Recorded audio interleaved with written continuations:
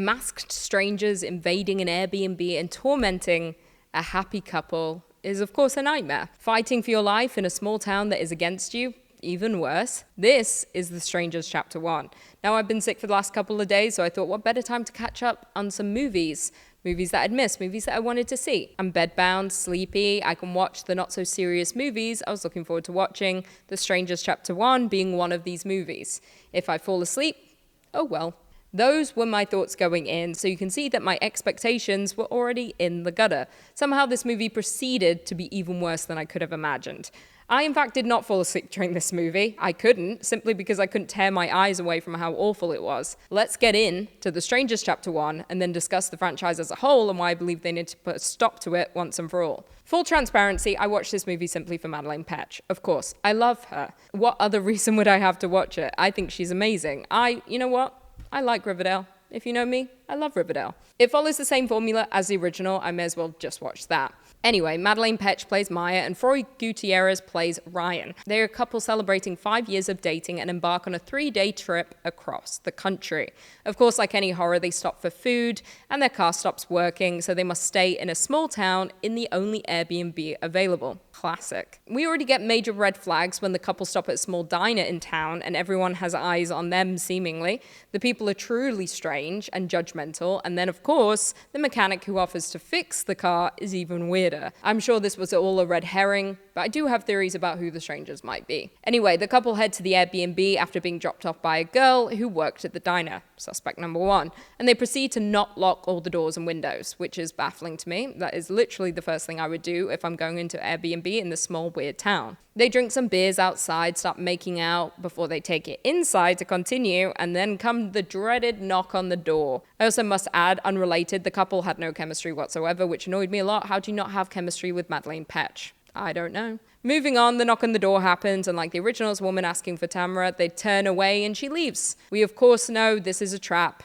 They just want to see if you will answer the door. Their lives are then turned upside down and chaos ensues. The boyfriend goes into the town on a motorcycle that just happens to be at the Airbnb to get his inhaler from their broken down car and to pick up food. Meanwhile, Maya is alone and proceeds to also not lock any doors. She even steps outside at one point, which was very strange. Instead, she gets high, plays music, takes a shower, etc. The strangers are already in the house, though, unbeknownst to her. However, she finally sees one of them standing in the home, so she sprints upstairs and hides inside a closet, a room which does not have a lock on the door. Interesting. Someone opens the door. Thankfully, it's Ryan. He then proceeds to gaslight her, telling her she didn't see anyone, it was probably just a picture in one of the rooms, and that she wasn't seeing clearly. And that because she was high, that was what happened. They also play into the fact that Ryan has asthma, building up the tension as though that is going to come down to life or death if this man loses his inhaler. He does in fact lose his inhaler, and we just move on from that plot point halfway through the movie. Also, let's track back to when they first arrived at the Airbnb. They realized the fridge wasn't working, so they called the owners to send a repairman. Keep that in mind. If you watch the original, you know where this is going. Anyway, I've already forgotten what happens next because I blocked it out. But the strangers do in fact break in. Of course, they're technically already inside anyway. The couple flee to a shed not far from the Airbnb and manage to acquire a shotgun. Perfect. As we know, the strangers only wield knives, so we're in the clear now, right? Wrong. Again. If you saw the original, we know this doesn't mean you'll live. They begin to sneak around outside of the house with the gun trying to catch the strangers off guard. They see movement and bang. Wrong person though. Of course, they just killed the repairman. Classic. The strangers at this point have already destroyed the motorbike, so there's no escape, except the repairman has a car. Let's hop in the car and flee. Except everyone moves in slow motion in this movie, and the strangers are already prepared and ram the car up against a tree.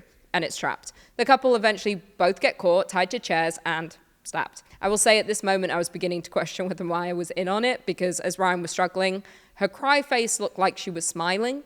I realized that it was not intentional. I won't blame Madelaine. I couldn't possibly. I never will. Anyway, Ryan dies, I guess, and Maya survives. And we get a shot of her in a hospital bed with the text popping up, "To be continued." At this point, we're like, oh, please, God, do not threaten us like this. Also, they managed to destroy the most chilling line from the original movie, which was, of course, "Why are you doing this?" Because you were home. Instead, they changed it to, "Why are you doing this?" Because you were here.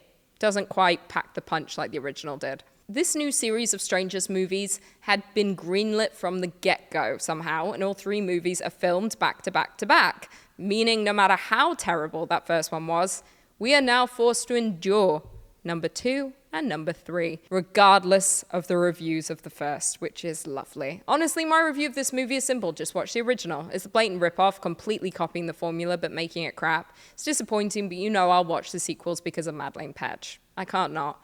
Honestly, Madelaine has me whipped. I'll support you till the end of time and all of your bad movies. I love you. Let me know if you've seen The Strangers Chapter 1 and leave me your reviews in the comments below.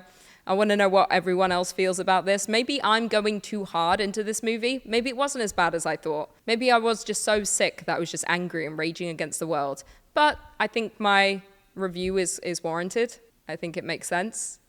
And I don't think this is a good movie. I think if you like The Strangers, just watch the original again. Because that one was perfect. Also, truly terrifying. Like, genuinely absolutely scary to watch. Whereas this one, it was more of a comedy, I'd say. I'll be reading all your comments, and I'll see you in the next video.